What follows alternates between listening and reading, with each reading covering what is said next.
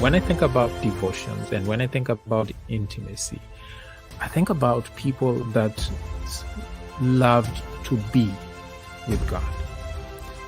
They did not think in terms of, let me set aside some time so that I can spend this time with God and then have time for other things. No. I think of people that just dwelt in the presence of God. Their whole time, they were in the presence of God. I think about Enoch. This is one of my favorite stories, Genesis 5:24.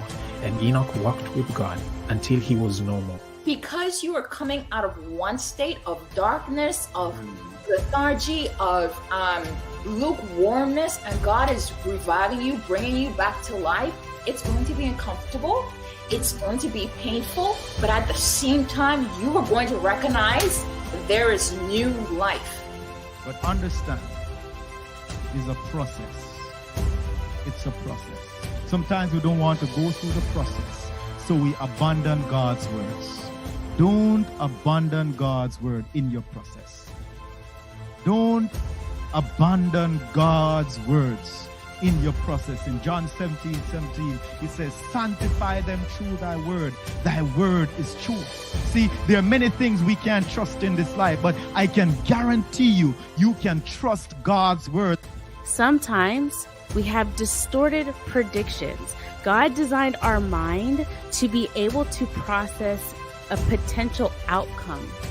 That is something that other creatures don't necessarily have the ability to do. We have the ability.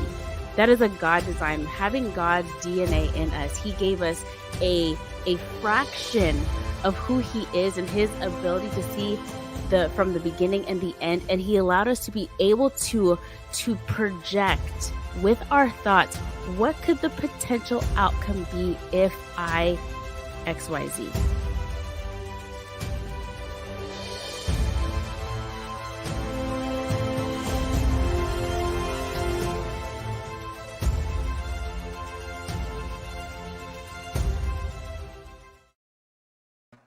Hello, and welcome to another. I know this is going to be an exciting episode of Zoom Hope Live. Someone said to me, well, it's not only exciting, but it's also informative and it's therapeutic. So we're just happy, elated to be able to be back with you this month and this week in particular in our focus on breast cancer. Man, this thing it has come close to me, and I know you too. It has come close to you as well. You might have a friend, a family member, perhaps even you who have gone through this. Well, Zoom Up Live, we're here to talk today about the psychology of surviving breast cancer. Well, you know what to do if you have not done so already. We have a website. We want you to go over there and interact with what we have, zoomhopelive.org. And as you go over there, please follow our different social media Facebook, Instagram, Twitter. And if you're watching from YouTube, please subscribe to our channel. This guy here, he is feeling happy, but guess what? He decided that he really want to move a little bit further. So please, all right, we're going to get this thing up. All right. Thank you, Mr. Subscription. All right. So please, let's get the subscription going. It's not only for us, but it is also for you and your family, your ministry, for you to get the latest notification of our uploads and our live feed. Right now, you're watching this, click the share link and share it with your family or in your WhatsApp group so that other persons can benefit from this. All right, so today we want you to remember to ask your questions, and also please, we're looking forward to see your comments so we can interact on it. Now, Zoom Up Live, we are, when we decided to focus this month on breast cancer, it was just to do shows, hear other person's experience. But as we begin to hear those experiences come in, we thought about it and say, why we can't do a little bit more, invite you to do something with us. So we are asking you to partner with us to raise $1,000, just $1,000, and so we can donate to a local breast cancer foundation here in the Bahamas. So you can donate by doing this. Go to PayPal and type in Zoom Hope Live at gmail.com, and you can make your donation. Zoom Hope Live at gmail.com. Or if you don't want to go through all of that, just go to our website and please click the donate link, and you'll be able to make that donation. And we're telling you 100% will be turned over, and we will make sure that as we do that, there is total transparency in us doing that. So we want to do more. We know you want to do more. So help us raise $1,000. So please, if you're doing it now, please go over PayPal, send us that donation, and we, at the end of the day, we want to be able to turn over $1,000 check. So please, we're out there now, so you have to make sure that we raise that funds. All right, so with all of that chit-chatting, I know you want to see the lady who is here with us today, and that is none other than Dr. Stephanie Hutchinson, who is here to bless us with her presence, her experience, and her knowledge. Doc, it's really good to have you on Zoom Hope Live. How are you doing? Hi, Pastor Green. It's good to be here. Thank you so much for inviting me. All right. Thank you so much. Thank you so much for coming. Appreciate you. Appreciate your presence with us. And I know it's going to be great. I think I know a lot about you. I've listened to you quite a bit. I've seen you operate in your profession, and I've seen you operate in terms of in the church, in using your giftedness to benefit the church. But many persons might say, who is Dr. Stephanie? So please tell us who you are for the benefit of the wider Zoom Hope audience. When people usually ask me for a bio, I give them a very short sketch. But you didn't ask me for one. You mentioned my involvement in church. I'm a member of the Bethany Seventh-day Adventist Church here in Nassau. I'm a clinical psychologist by training, graduated from Howard University 3 times. Bachelor's, master's, and doctorate in psychology in Washington, D.C. I am an associate professor of psychology at the University of the Bahamas here. And what else do I want to say? Also, I do private practice work at the Doctors Hospital, specifically at the Centerville Medical Center. So I think that's usually the stuff I give in my bio sketch. Wow. Very short. But as much as you do that in a nutshell, it is a mountain of a task, and to see that you have been proficient in all of these, the Lord is good. So we're looking forward to the discussion. We're looking forward to hear your experience as well as we launch out into today's discussion. And thanks again for making it Zoom Hope Live. Well, folks, there's another guy that perhaps you have never heard from, and he is our guest artist today, and that is Dwayne Malcolm. And he will bless us with a cover, and I pray that your heart will be blessed as you listen to him today. And then we will be back with the discussion.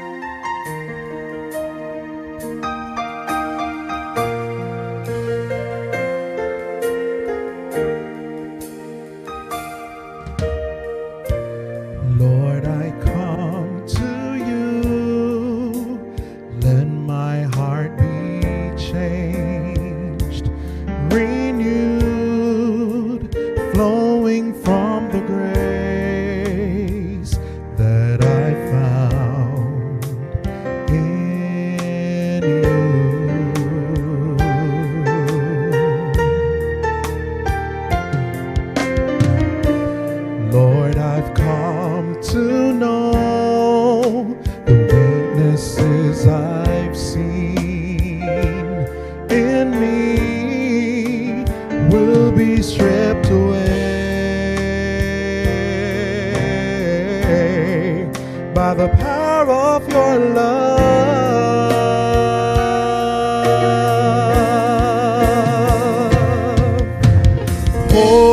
Hold me close, let your love surround me. Bring me near, draw me to your side.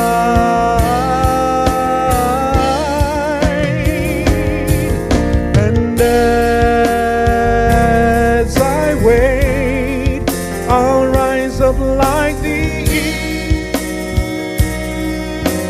eagle, and I will soar with you.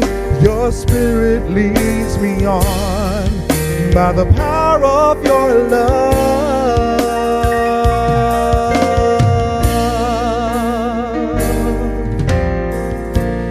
Lord, unveil mine eyes, let me see you face to face, the knowledge of your love as you live in me.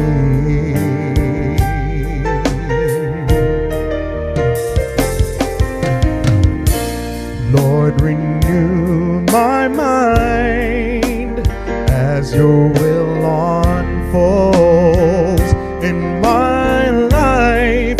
We're living every day. Oh, by the power of your love, the power of your love, hold me close, hold me close, let your love surround me. Oh, bring me near, draw me to your side, your side. And as I wait, I'll rise up like the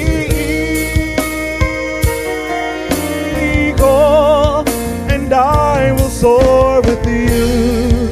Your spirit leads me on by the power of your love, the power of your love. Hold me close, hold me close, let your love surround me. Bring me there, bring me near, draw me to your side, your side. As I wait, and as I wait, I'll rise up like the eagle, and I will soar with you. Your spirit leads me on by the power of your love, and I will soar with you. Your spirit leads me on by the power of your love, and I will soar with you. Your spirit leads me on by the power of your love.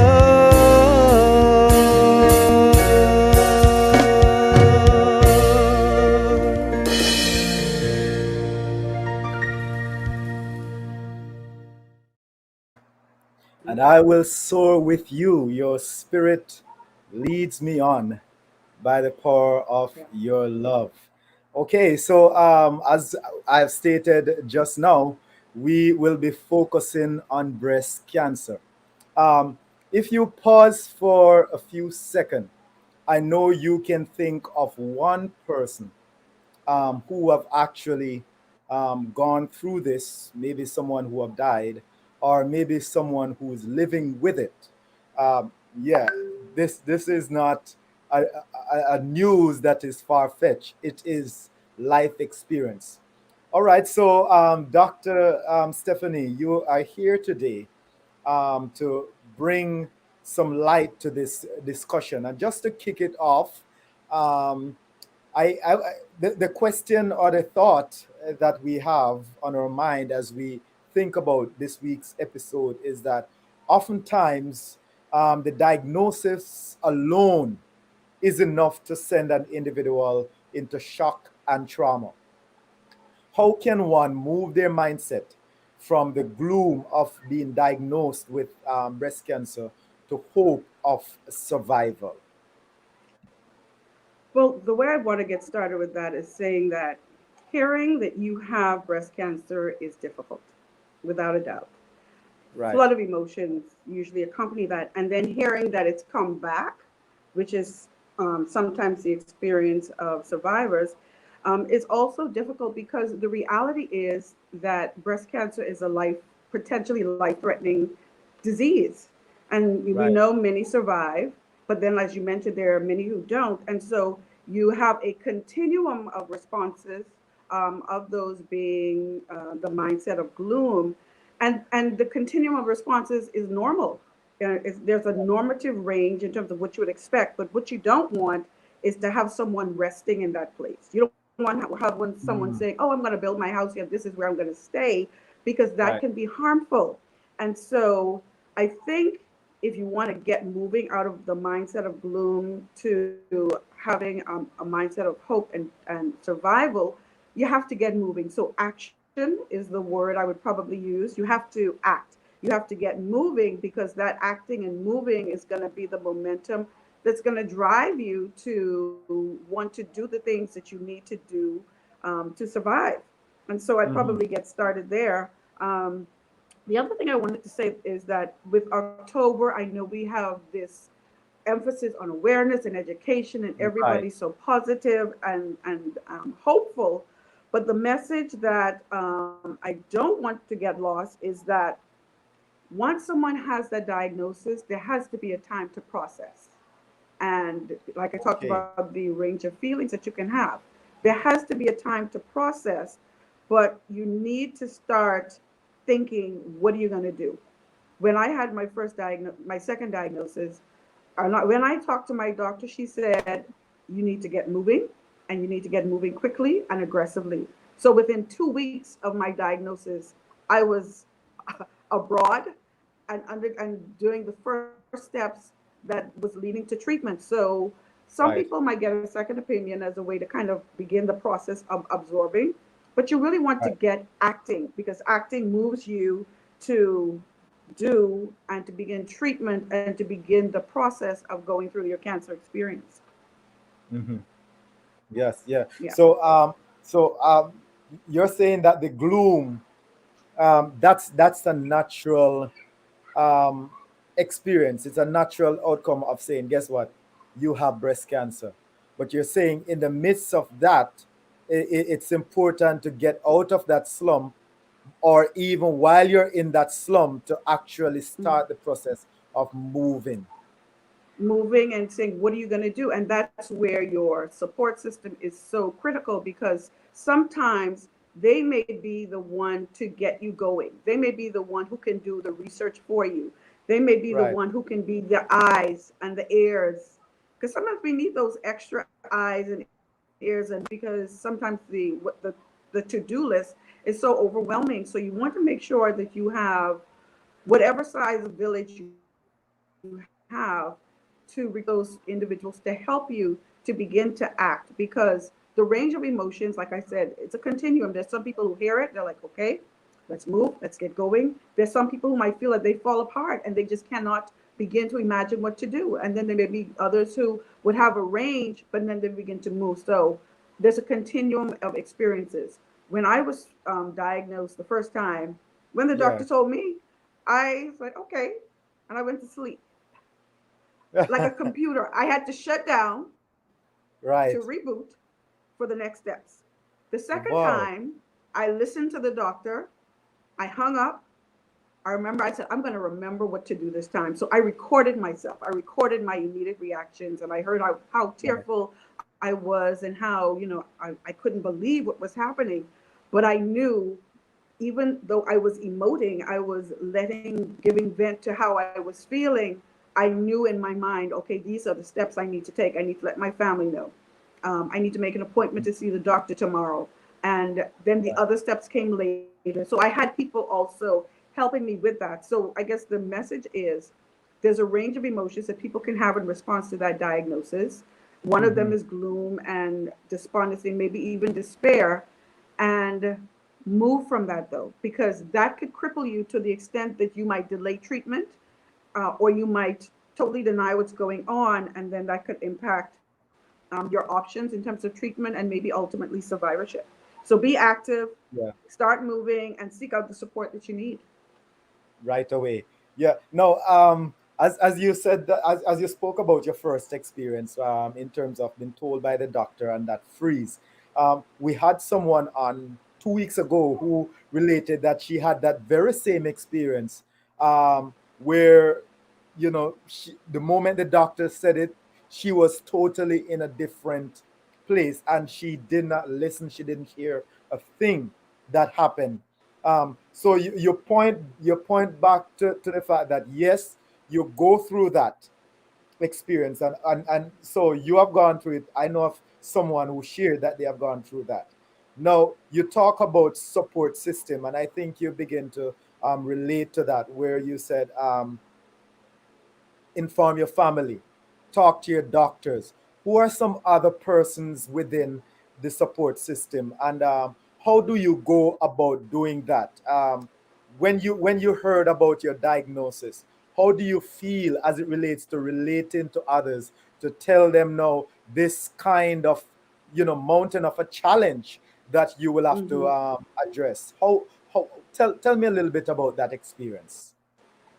Well, the first time, because the two different diagnoses were 23 years apart.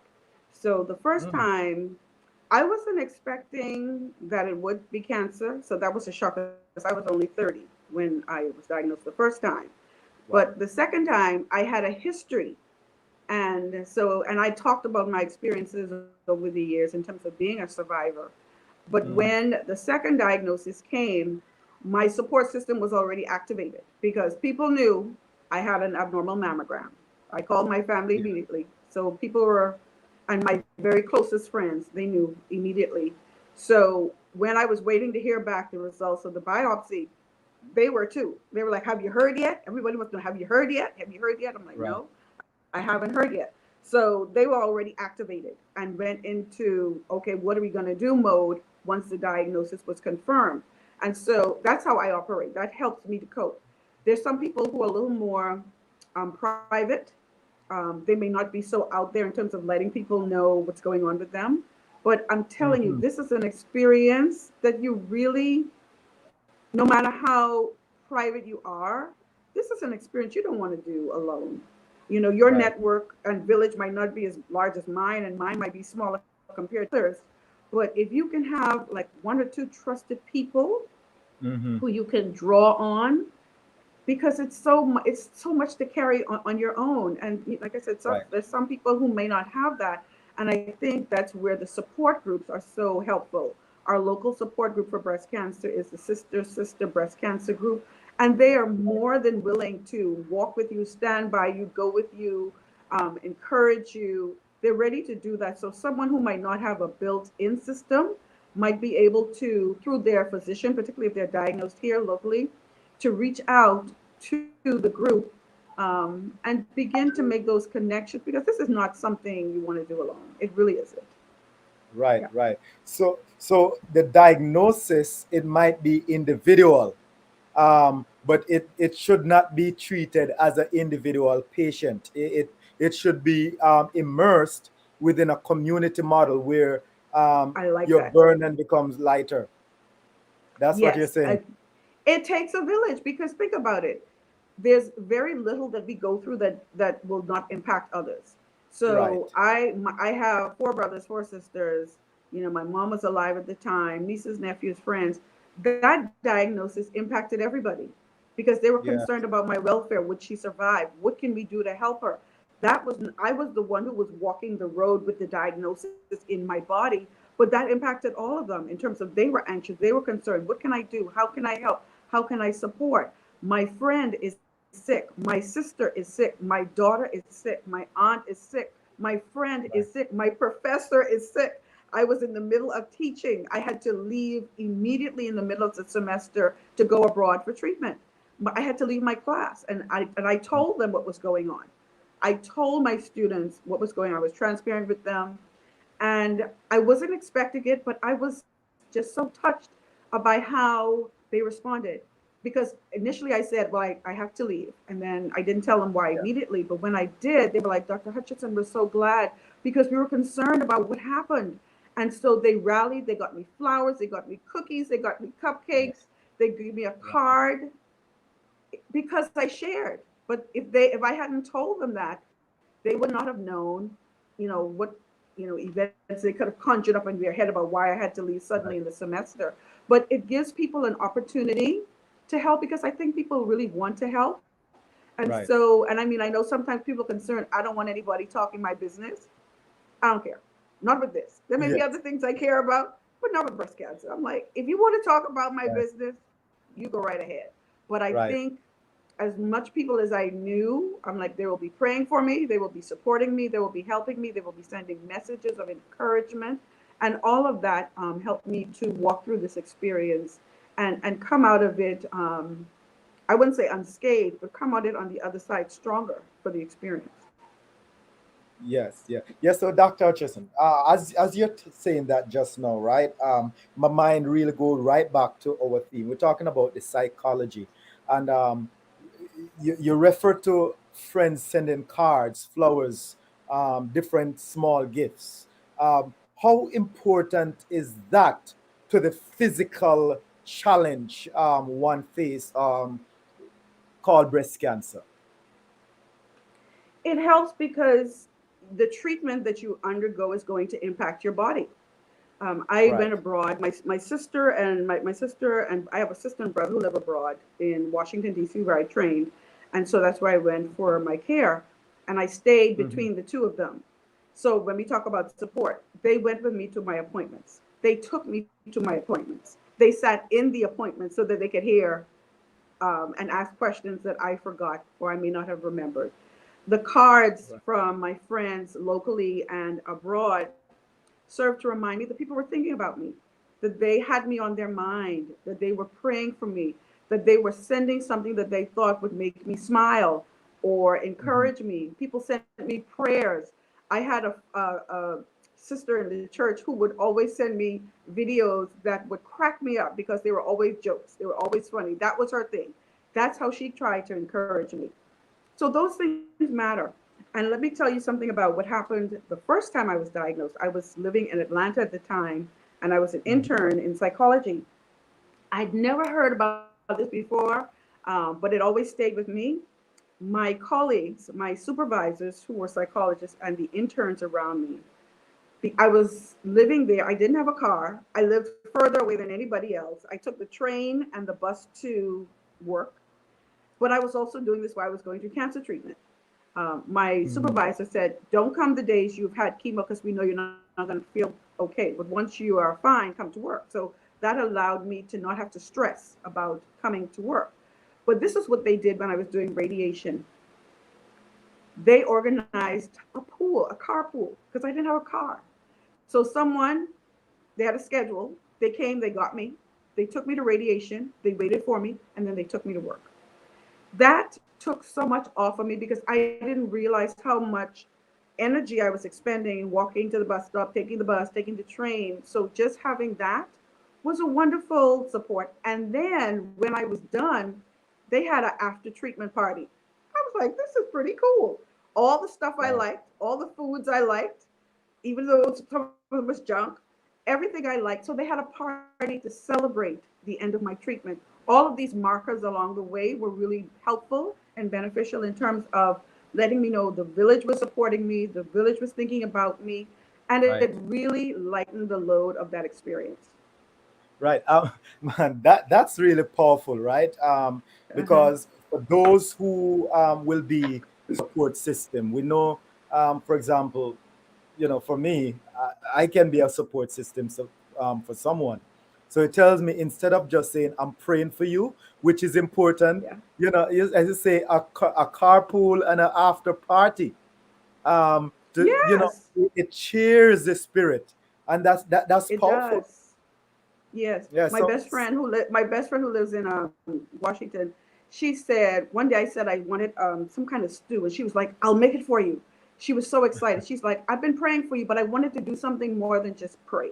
I wanted to do something practical." So she came to my sister's house and she made this short rib stew. She's from Trinidad, so she made this short yes, rib stew, and it was delicious. Everybody in the house was eating the stew because she could do right, something practically to help me. And so those things, picking up, people who may have children, picking up children from school, doing the groceries, picking up groceries, mhm, helping with the laundry, the dry cleaning, coming over and cleaning someone's house, making dinner for them. There's so many practical ways that the village, who is also impacted by the experience, can help and can join. right. Right. So there's a place for the measures. You have chemotherapy. You have um, different ways that it's been it's dealt with. Right. But one of the ways that you're saying as a psychologist is to make sure that you have that level of joy that boils up your spirit, that support system, that that touch your mindset, your psychology, in going Yes. through the pain. And right Yes. away my mind goes on to Proverbs chapter 17 verse 22, and it says, Hmm. a merry heart doeth good like a medicine, but a broken spirit drieth the bones. So Right. that's something to digest. That's something to think about. So virtually, you have heard in terms of the first discussion point, Zoom Up family, that it's important to surround yourself with a support system, people who will affirm you, encourage you, not only cry with you, but actually help you to smile in that process, get Yes. you out of the doom and gloom into action um, in the survival process. Now, you might be just tuning in. We have Dr. Stephanie Hutchinson, who is on, and she's talking about the psychology of surviving breast cancer. And she has two diagnoses, the first and the second, and she's here talking to us again. So definitely, this is the person to talk about on this issue. Zoom Up Live, we want to be intentional, and as such, we are trying by God's grace to raise only $1,000. We're trying to do that. It's a faith venture. We have the audacity to try, right? And we want to use every cent of this $1,000 and to hand it over to a local breast cancer society. For example, you said the sister. Sister Breast Cancer Support Group. We So we that we will have give two them the money, organizations. The Cancer Society is the broader for all of the cancers, but right? specifically for breast cancer is Sister Breast Cancer Support Group. Sister. So we get that Yes. $1,000. You will see us with that check, giving it to the sisters. And we want to do something. So please partner with us to make a difference, not just to have shows, but to also show that in action. You can go to PayPal, and you can type in zoomoplive at gmail.com, and you can make your payment. Or you could just go to zoomoplive.org, click the donation link, and we will get the funds as you do so. Don't do it through the Cash App, do it through the PayPal. We want to make sure that we have access right away to the funds to to give it to those who are in need. Now we are going to continue the discussion, but as we do so, we want you to just look at what is coming up. And if you know anyone in the Bahamas or in the world that want to come to the Bahamas to deal with this treatment, well, we want you to watch this breast cancer awareness video, which tells us not only about breast cancer, but tells us about surviving.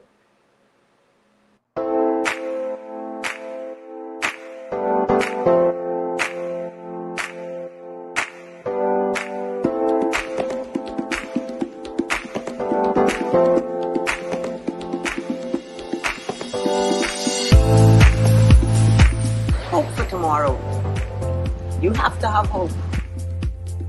I always remember that there's a better and brighter day ahead. So that hope for tomorrow was what kept me going.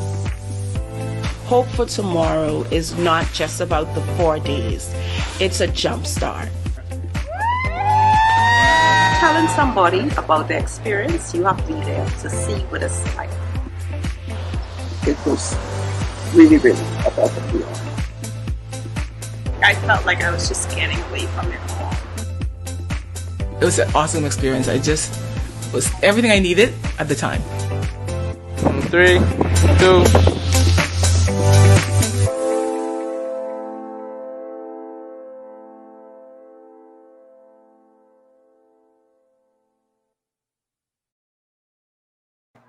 Okay, so I've spoken to Avis, and it's going to be grand. I think instead of doing a 4 days, she indicated that it will be a 2 days experience in Grand Bahama. So you can book it, and I'm telling you, based upon what I've heard, it will be great. By the way, Avis will be back, be on Zoom Up Live next week to share her experience of surviving breast cancer. So welcome back.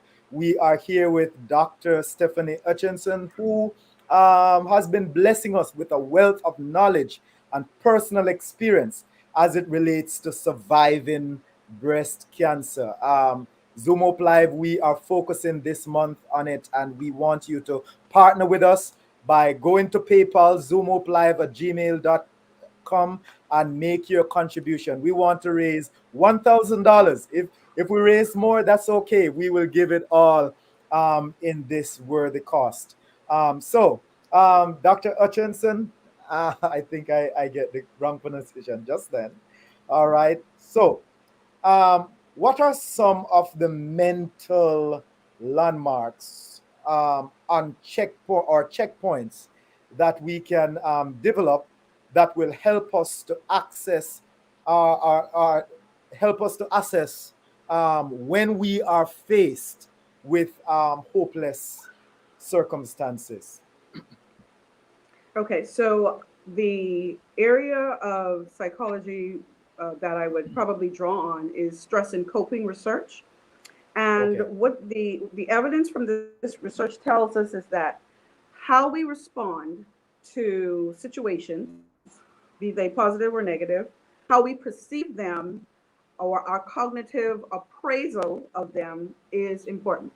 And so I'll tell you what I mean by that. So I think our mental landmark that we can adopt in terms of how we perceive, how we appraise what's happened to us is to shift as early as possible from this is a hopeless situation. If we can shift mentally our mindset, I think that is the landmark, that is the marker that helps us to move in a trajectory that will be more for our benefit in terms of our health, our mental health, our hope, and our survival. And so making the shift cognitively in our thinking, in how we appraise the situation, so that we are not so despondent that we're like, this is hopeless, I'm not going to do anything. Shifting to, this is difficult, this is pretty bad. The diagnosis, the prognosis may not be so good, but this is what I can do. This is how I can move. This is how, but if you adopt, this is hopeless, then it seems like the response to that is to not do anything. But if the recognition, and so it's not minimizing the gravity of the situation, but recognizing, even with these limitations, this is what I can do. So it's not hopeless as long as there's something you can do, for as long as you can do it, as opposed to, well, putting my hands up, there's nothing I can do, I may just throw in the towel. So we may not be able to change what happened or what has happened, or like I said, the seriousness or severity of the situation. But when we adopt a mindset of, I'm moving, I'm acting, there's some place that I can make an inroad, I can move, then I think that landmark is the one that gives us the impetus and gives us the momentum to move from hopelessness to hope, and to survive for as long as possible. Because sometimes, Yeah. the diagnosis is dire. Some people don't survive, but for as long as you do, what can you do? Yes, so survive. So survival, it is not only about getting past this to a different lifestyle in terms of treatment and follow up, etc., etc. But survival, it also is there in short windows based upon the mindset. That's what you're saying. Yeah, because people wanted earlier this year, we in the psychology community, we had a whole month looking at mental health. And what we Yeah. said is that mental health is health too. That's a part of the package. So the treatment is not just about what are you doing physically, but also getting mind in gear so that our You're right. mind and our bodies are working in concert for our good. Recognizing that, yes, the doctors may have said this, but as long as I can get up every morning and I can do little things, no matter how small, I think that can that can propel us out of any situation where we just feel that we just give up. I think that can propel us to a place where I'm going to live each day. I'm going to enjoy each day. I am going to embrace each day, even if the diagnosis may not be so good or the prognosis may not be so good. If we can Right. take it in bite-sized pieces, one day at a time, 1 hour at a time, however we need to get to a Right. place where we are functioning and we're functioning fairly well, I think that's what we can try to do. I like that. You say getting up each day and even down 1 hour at a time to be able to have that landmark to say, guess what? This is what I'm gonna think right now. This is what I'm gonna do today. I have life. Yes, the situation is there. So the spin off from this is, how do I not um, or walk the line or not walk the line of ignoring what the real consequence or what is really going on in my body, um, and as opposed to just say, you know what, that is going on, I'm going to enjoy myself. I don't know how long I have. I'm going to party, I'm going to do this, I'm going to do that. How do you strike that balance to know if you're not just living, what's the word, you're living In in denial? ignorance, in Or denial? in Yes. denial? Yeah. Mhm. Well, what you're saying is what you need to, and it's going to vary from person to person. So you have Right. to find where you strike that balance. It has to be a balance, because I remember I had just been diagnosed and I was eating a cupcake, and someone said to me, "You shouldn't be eating that." I'm like, "Why not? Yeah, it has sugar in it, but why? Right. Why? Why not? I'm going to eat the cupcake. Right. I'm also going through treatment, but I'm going to eat the cupcake." Um, Right. when I first was diagnosed with cancer the first time, Hmm. there was very little that I wanted to eat. I had no appetite. It was much different the second time. The first Yes. time, didn't want to eat anything. And I had 3 cycles of chemotherapy. There was one cycle Right. of chemotherapy. The only thing that I wanted to eat and that I could eat and I felt good eating was Philly cheesesteaks. That was it. I I had them deliver that to me like on a daily basis. That's all Right. I could eat. There was another time, all I wanted was egg and grits. Thank God I was living in the South. Southerners know about grits.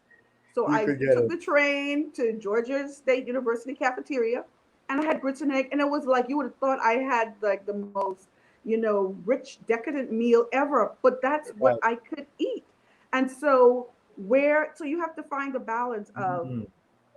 what works, do the things that you need to do that will not hinder your progress, your treatment. You don't want to do anything that Compromise. that compromises, right?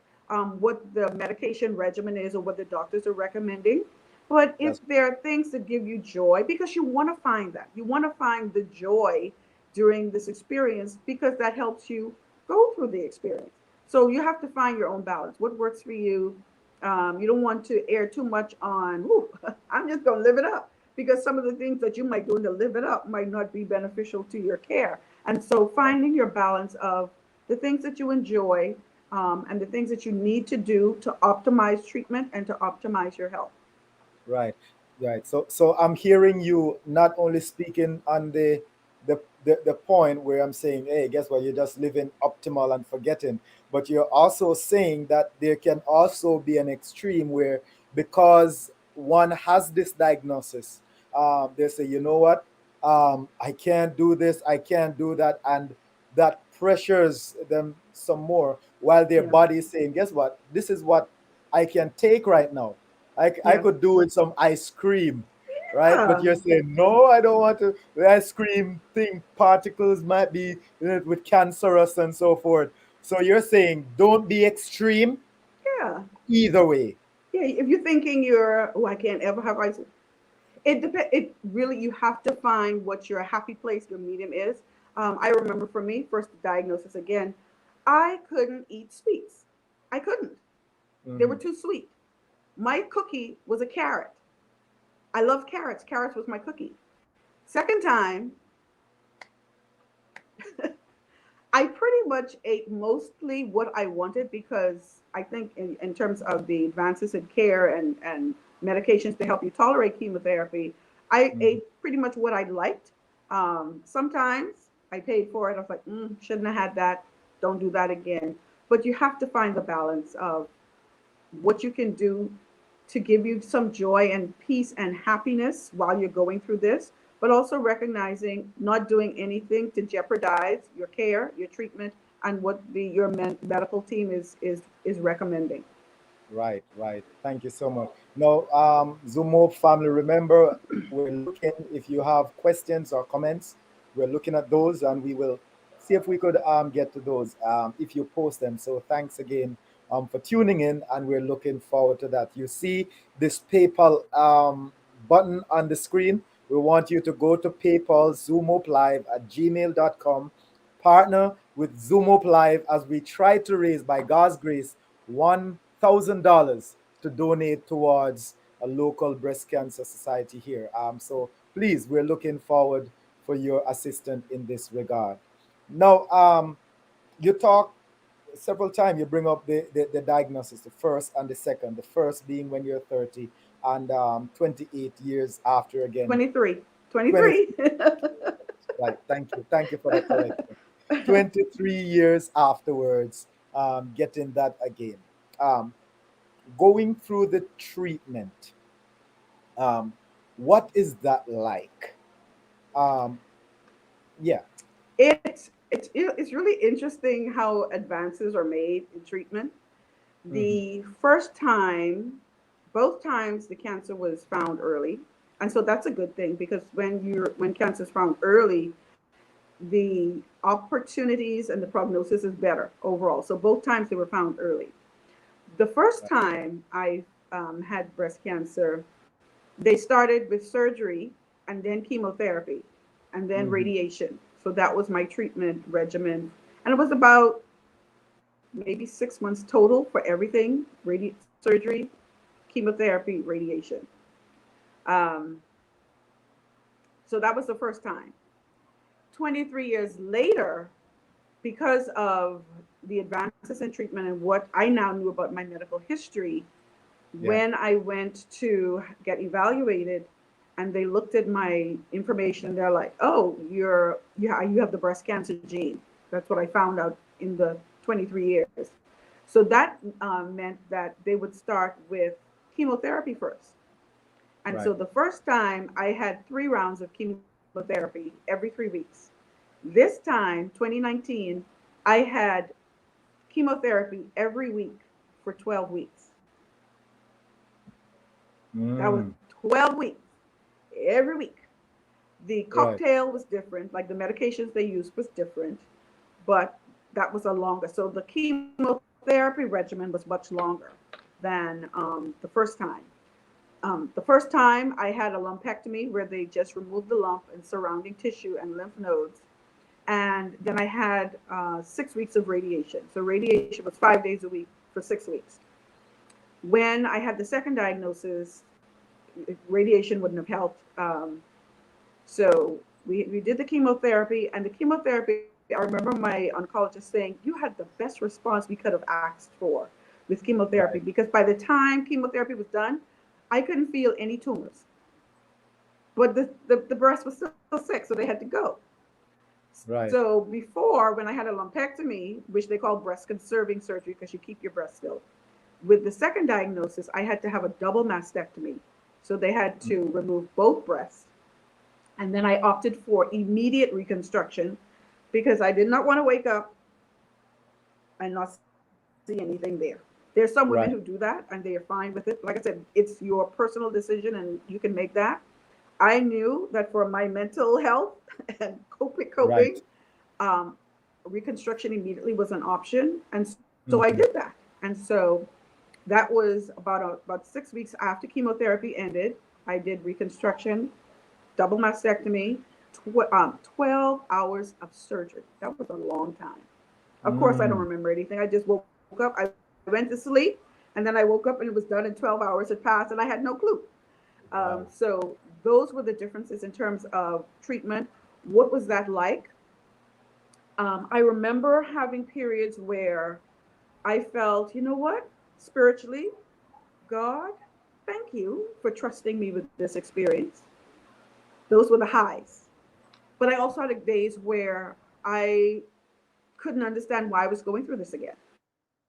When I listened to my tape of myself immediately after the diagnosis, I heard myself saying, you know, I don't want to go through this again. Why am I going through this again?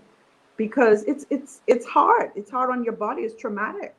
The surgery is traumatic. You recover, but it's traumatic. It was traumatic being under the knife for 12 hours and waking up and there are tubes at my breast, it drains at my breast, it drains at my abdomen. Right. Can't move your arms the way you need to have to learn how to move your arms again over your head. And there's just so many things that I couldn't do initially. So it's a process in terms of adjusting from the surgery. It's a process of adjusting from chemotherapy. The good thing is the only time I can really remember being sick from chemo was the first treatment. And then I remember praying to God and I said, you know, Father, I could take the hair loss, but please don't let me have any of those other symptoms, you know, the nausea and whatnot, and vomiting. And the medications that are now available are so good that they really work at helping you to not have those kinds of experiences. So believe it or not, after my first chemotherapy treatment the second time, I went to Cheesecake Factory and had meatloaf and mashed potatoes because I felt good. Now the next day, I felt like I was coming down with a flu. And then I was like, oh, this does not feel good. I can't go through this for 12 weeks. So by the second time, it wasn't bad like that. So I would go out often to eat with my sister and my friends. We would go out and I would have regular meals. But so the most consistent, I guess, symptom I had was fatigue. Like there were days I was like, I just can't do it. I'm just tired. So that was the most consistent thing. Or the days when, because of the treatment I had the week before, my immune system hadn't recovered enough for the next dose, so I couldn't have treatment. And that made me a bit despondent because I knew if I can't have this treatment, then that's gonna delay the next treatment. It's gonna keep me here longer. And so those were some of the days where I just went back home and crawled into bed until I felt better. So I had some really good highs. I don't think I ever, in both experiences, dipped really far low emotionally. And I think that's because of my community of support, prayer, everything that was with me, supporting me. But definitely physical challenges, particularly from surgery. You know, people talk about the hair loss, but what they don't tell you, I was ready for it the second time. I did not realize when you lost your hair, it was not just your hair, eyelashes, eyebrows, the hairs on your hand, your face, all the fur, everything goes. But the good thing is it comes back. It comes back. So yeah. Because all fast growing cells are impacted by chemotherapy, but the healthy ones, they come back. And so, yeah. So. Right. So finding that strength, where did it come from? think we've talked about it, I guess, consistently throughout this. Maybe part of it is how I'm wired. I think I'm oftentimes in my family described as the strong one, but sometimes the strong one is not strong. Right. I think part of that is my wiring psychologically. A great part of it is the foundation of my faith in God. I cannot imagine going through life in general, and particularly those experiences, without that anchor, without that base Right. in a relationship in Christ. And so that's foundational to me. I cannot talk about coping and living without that as my bedrock. And so that was very helpful in getting me through my experiences, my church community, talking about the village again, my church community, my family, my friends, my work community, all those spheres where I exist. There was support in all of those bases. I remember my colleagues at the University of the Bahamas, without any prompting from me, they collected a nice little sum to give me to send me off with, because there would be expenses that I would have. I remember my church family coming to my sister's house. They came, they prayed, we sang. So it's that psychological, financial, professional, spiritual support and undergirding. My own family, my close-knit circle of friends who were always there. Those were the consistent variables that helped me to navigate the experience, so that even though there were dips in the journey, they didn't go too far and they didn't last too long. Wow. Wow. Yeah. You know, sometimes we see the Titanic, right? And we see the beauty of what is happening in the Titanic experience. You know, see the iceberg, you see what is on the surface, but beneath there is something deeper, right? So I see you every you know, when I do see you, and you're very pleasant. You know, you bright up the place, let others feel special. So you have that about you. But many times persons don't know what is happening in terms of the deep. And you, based upon what you have shared, you took the time to actually service your deeper life. Root what is beneath the surface. That seems to be an important part of what you have said that you have used to survive. But from what I've learned, right? And do you know how I did? Do you know how I did that, Larry? This is one of the ways I did that. Please. I have kept journals throughout my life since I was in my early 20s, but journaling on steroids after chemo, my cancer treatment journey in 2019. So I think I have maybe about 4 or 5 journals now, because I wrote pretty much every day. So that was a way for me to offload what was going on in my head. And so I can look back on most days of the year once I was diagnosed and see what I was doing 2 years ago, or see what I was doing last year, because I kept a record.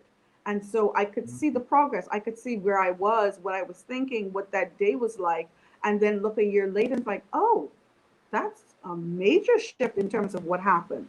And so that provided a very helpful and that's a very practical way that people can process the experience. And people who may not want to write it out, like I'm a writer, so I wrote mine out. Some people might want to use their phones and the voice notes or record it and have an audio journal of their experience that they can listen to, because there were some days where I couldn't write and it didn't feel like writing. So I'd make a voice note and make a notation in my journal, see voice note this day. And so that would help me to get out what was going on as well. Wow. No, that's I'm happy that you actually stopped to really focus on what you do to service your deep life, right? Because journaling, it's an awesome thing. And these days it doesn't take as much to journal. As I say, you can voice note, you can save it. As a matter of fact, you can, it depends on, I believe this might be on all devices. You open up Microsoft Word, press the mic and talk. And it writes out everything that you say.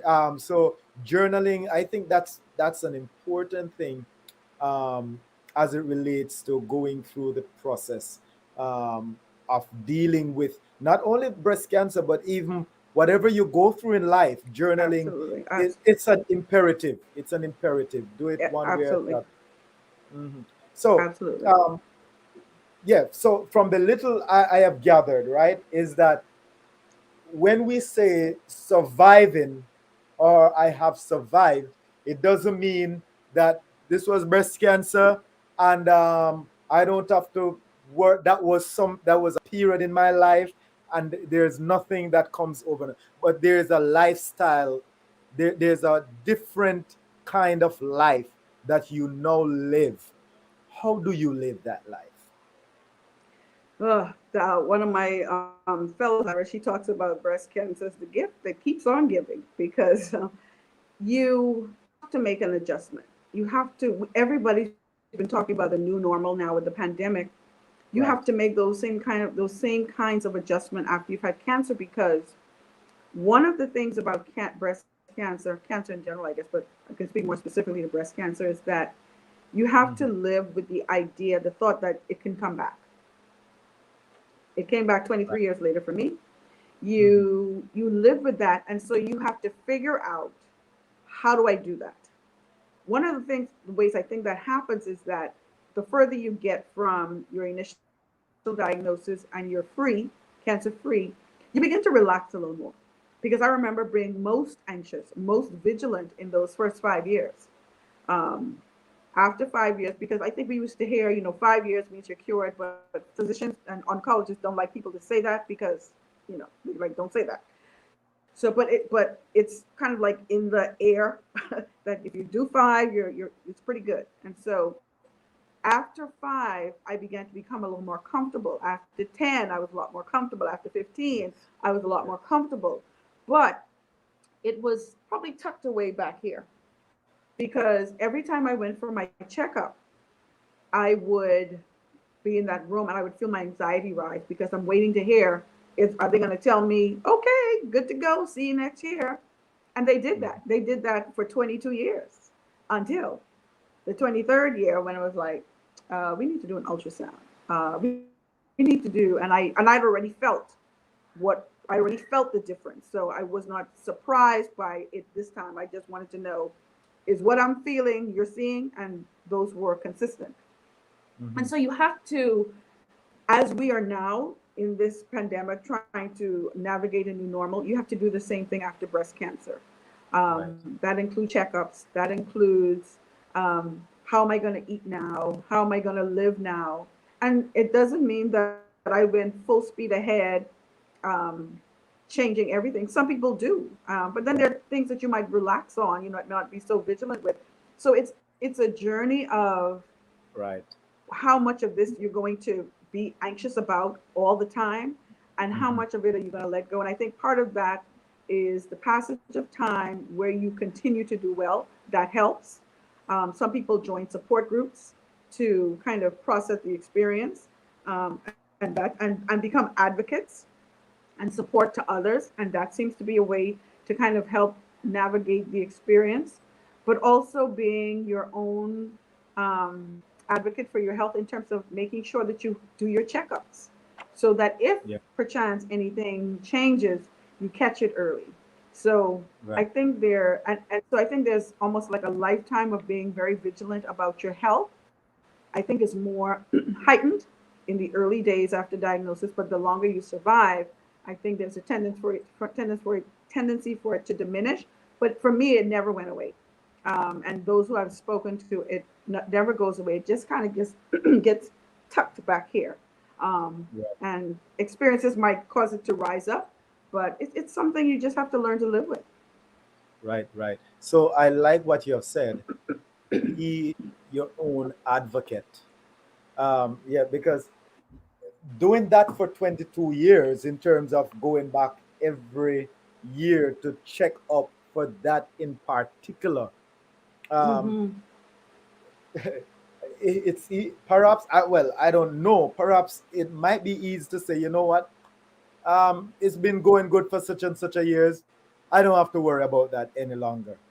But it seems as if you were intentional in making sure that you Yes. apply that level of self-care in checking Yes. annually for that. And Yes. as it comes, you were able to deal with it. And I believe, as you said, it might go there in the back of your head, but in that same light, you were thinking about yourself, because based on what you have said, when you went back the 23rd year, you know there's something not feeling right.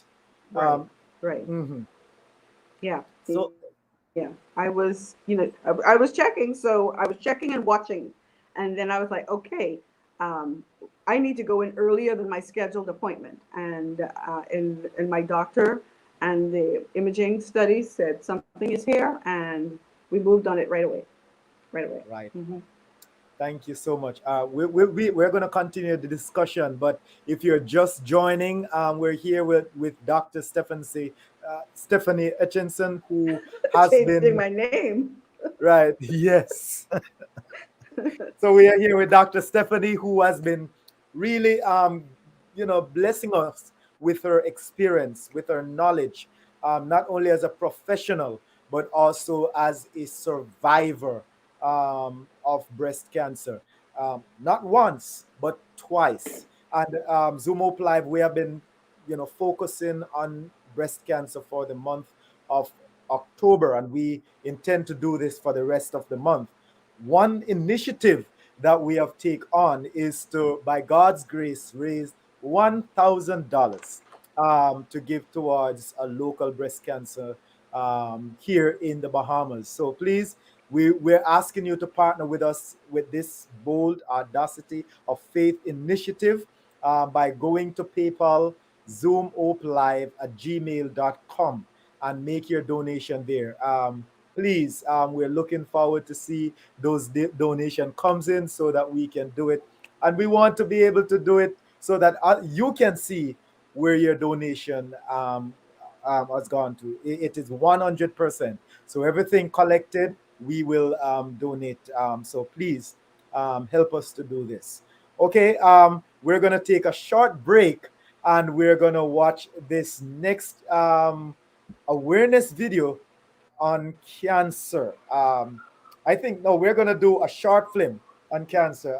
So please watch it. It's not breast cancer, but it's just looking at it as a whole cancer. So please enjoy it.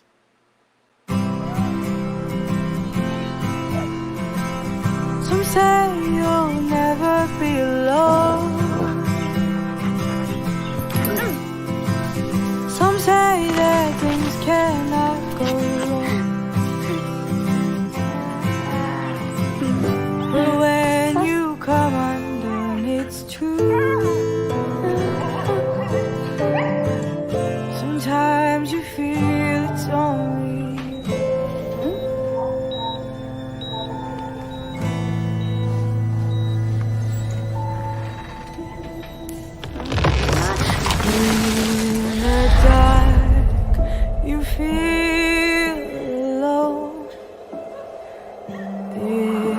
dark, all hope is gone. Dreams go by and fade away. Feel so cold, left us straight. Who can bear a faultless steel? Dreams when you are in too deep. Sometimes you feel it's only you.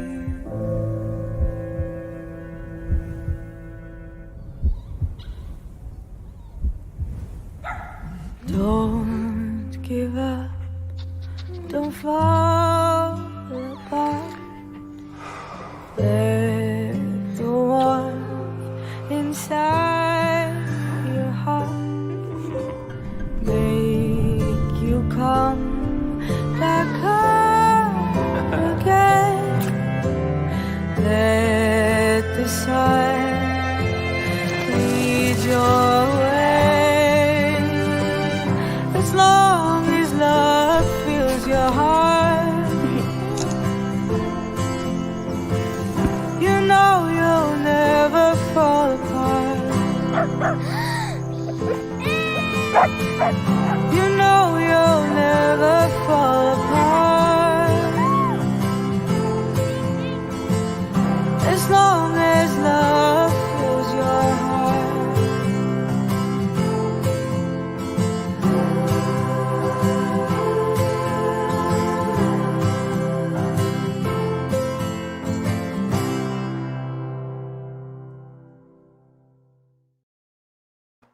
Said Hospital de Amor, Hospital of Love.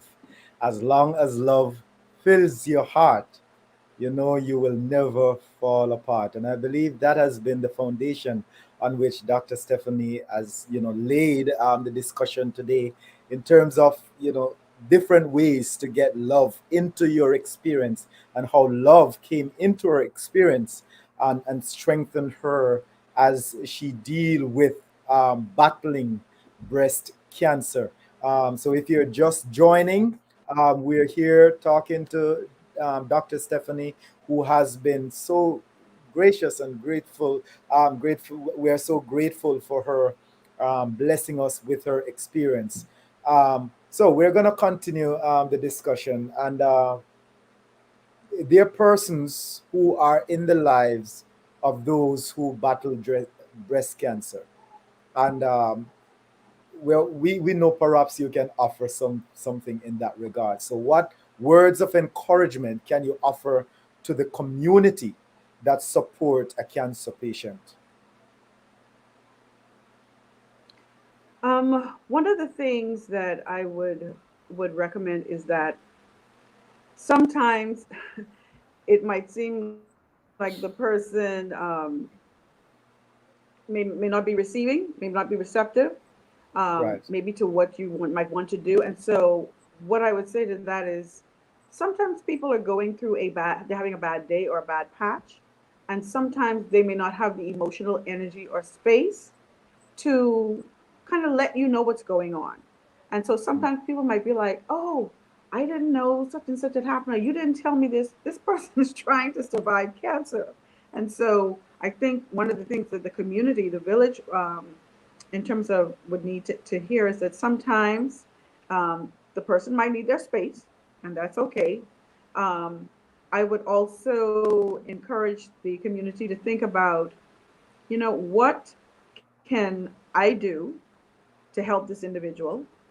One of the things in terms of avoiding burnout, like when sometimes you have a family member who might pass away, people try to see what they could say to kind of encourage you. Sometimes, as the village, you can't do anything to fix this, but you can be there, or you can give them the space that they need.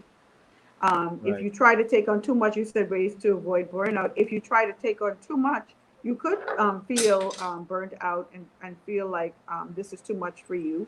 And so with anyone who may be caring for a sick relative or friend or family member, you need your breaks too.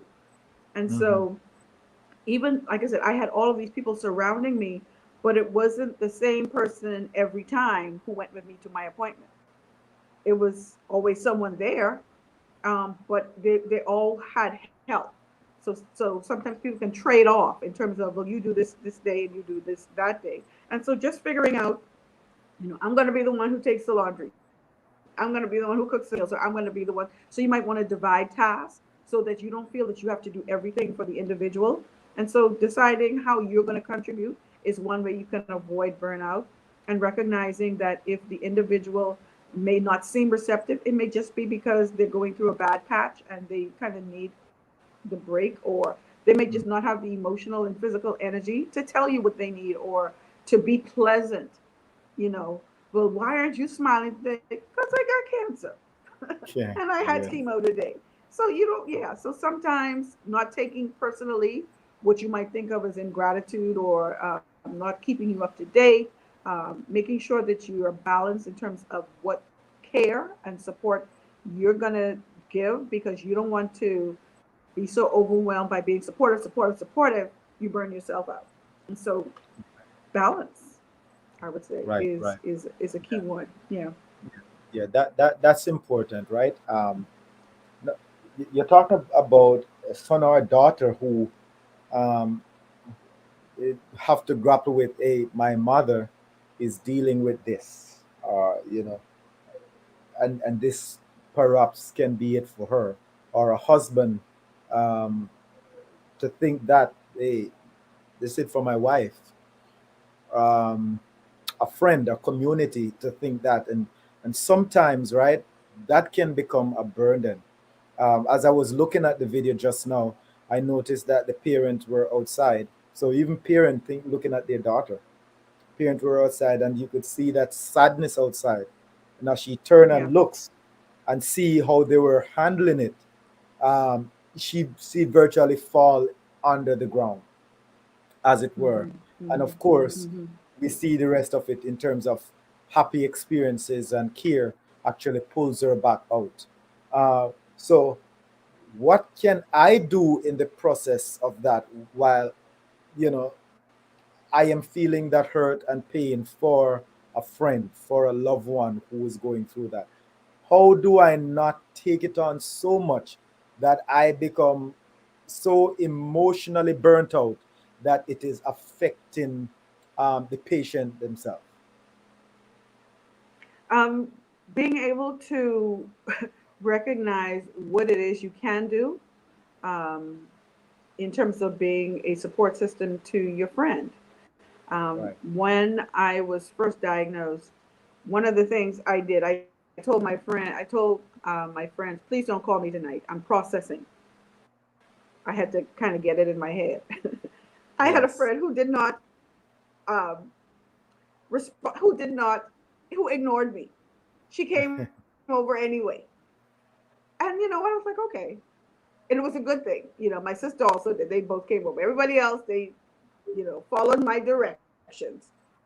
These two, no.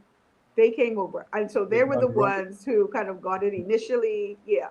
And um, like I said, she did not follow my directions, but it ended up working out. So sometimes you may have to do that.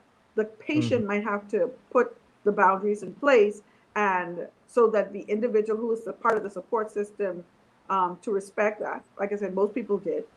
So Right. one of the ways that someone can avoid trying to to immerse is to pay attention to the direct and non-verbals from the person they're supporting. They need a little space. And recognizing what's driving you. Is it your anxiety that you're going to lose your friend, that this person's going to die?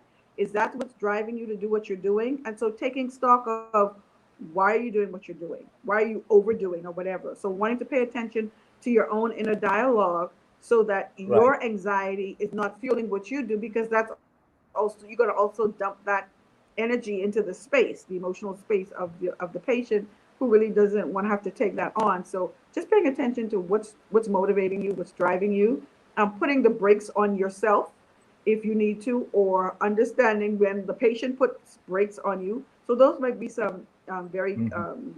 quick ways that you can kind of see how you can maintain a healthy distance, and then taking breaks when you need to, because it's needed.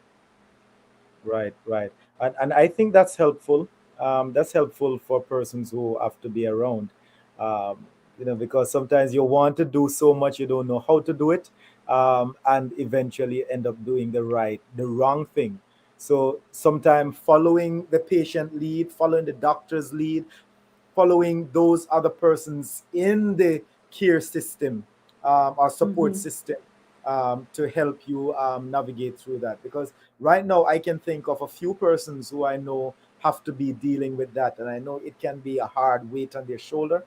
So I hope that what you have said just now, that they really pull from it, its substance. No, we're actually virtually down to our last discussion point, before we get your final words. Um, Finances, yes.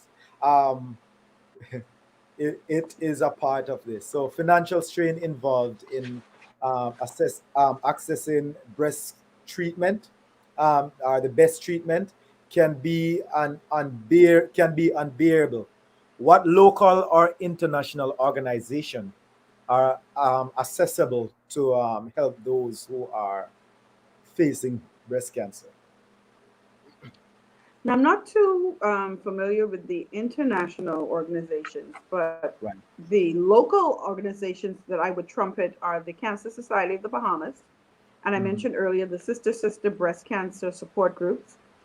Now, the Cancer Society was out the gate first, I think 1976. So they created such a community of goodwill, such an atmosphere of advocacy, philanthropy, social support that any cancer organization that exists today can rest their growth and their development on the foundation that the Cancer Society laid. And so they take care of cancers, of all cancers in the country, not just breast cancer. And one of the Right. things that they've done is we have people who are in the Family Islands who may come here and not have a place to stay.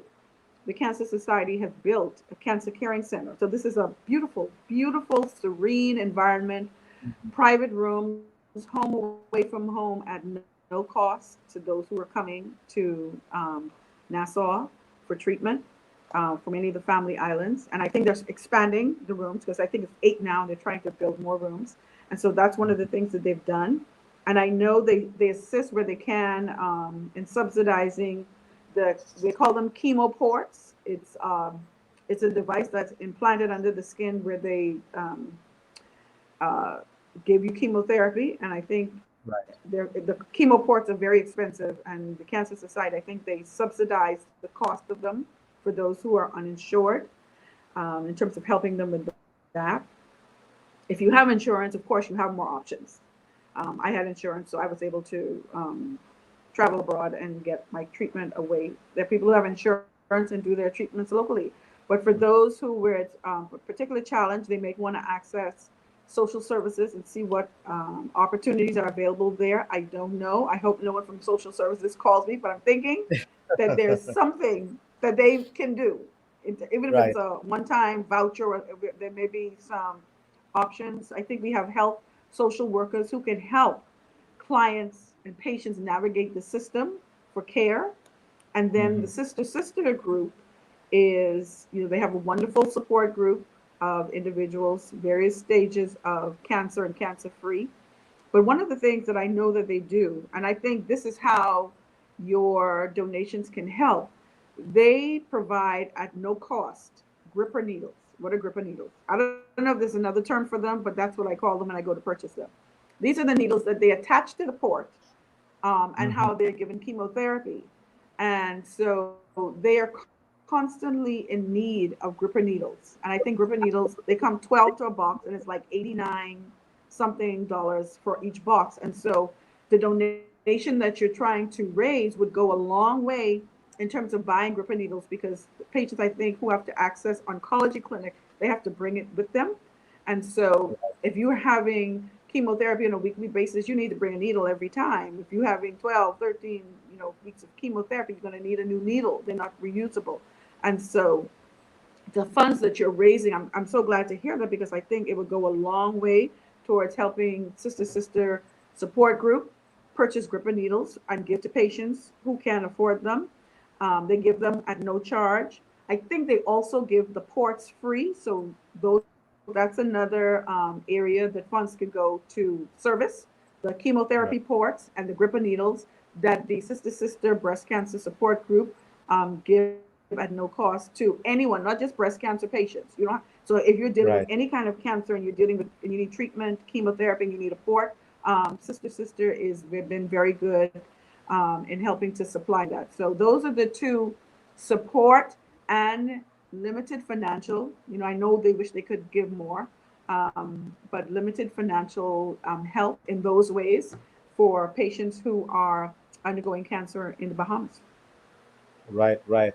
No, I'm happy that you over and over talk about what we're trying to do, and we can do it. We can do it, Dr. Stephanie. We're trying to raise $1,000 from Zoom Hope Live.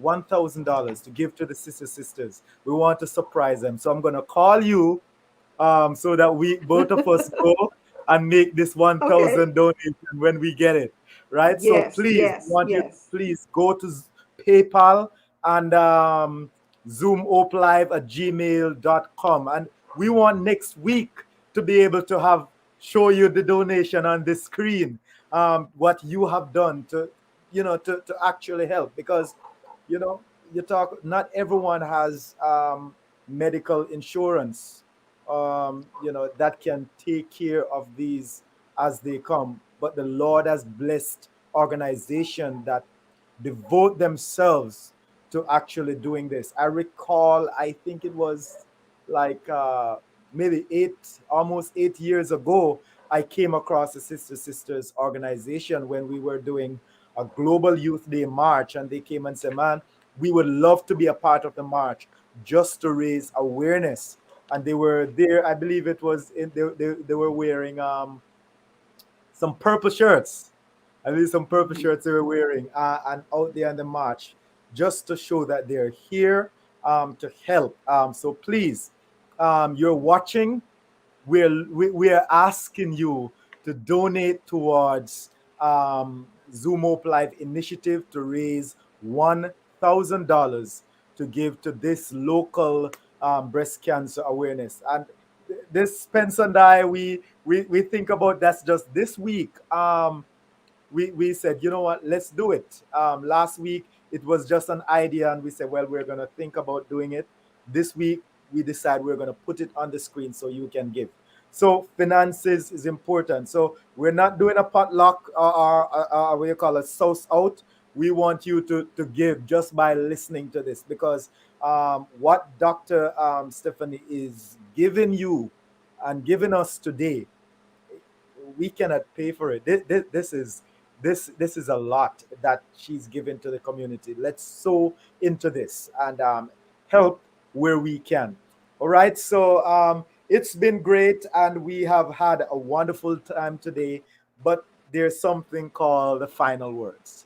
And at this time, what final words can you give to perhaps, I think, maybe those who are diagnosed with breast cancer or surviving breast cancer, and also persons like myself who is trying to be a support for those who are going through their diagnosis? Oh, final words. I can give some thought to that. I guess one of the things that I would say is that you've seen that I have had 2 experiences with breast cancer. So for many more people than in years past, breast cancer is survivable. But one of the ways that happens is with early detection.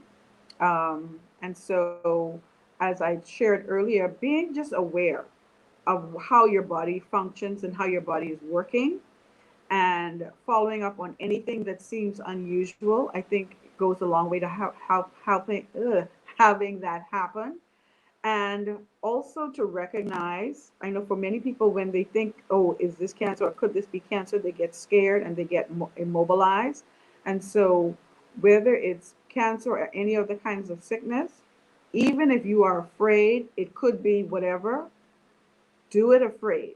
Do the checkup afraid, go to the doctor with your anxiety and fears, because if it is what you think it is, at least you may have kind of interrupted the process early. So being an advocate for your health, being familiar with your body so that if anything seems amiss, you can check it out. And to also recognize that cancer can be a survivable disease if it's caught early.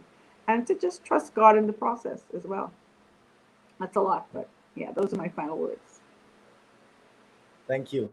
And those words will live on with us, as well as not only those, but all that you would have shared today. Thank you so much for coming on. We appreciate you from our hearts. And we hope that we'll be able to catch you again. Just to place us in your bookings, it means a lot to us. And we are going to call you by God's grace this week and let you know how it's going. And let's do this together. Yes. Please, I want to hear. We want to surpass your 1,000 now that we know what we're going to give it for. Yeah, we want to surpass that. Right. Right. So you hear from Dr. Stephanie herself, and we will do this together. Thank you so much, and we will chit chat in a little bit. So you have heard it from Dr. Stephanie Hutchinson, who has been on for the past hour and a half, sharing her experience, also sharing her professional experience in how to survive, the psychology of surviving breast cancer. Um, it's not a death sentence. It is how you can live an abundant life until the Lord says so.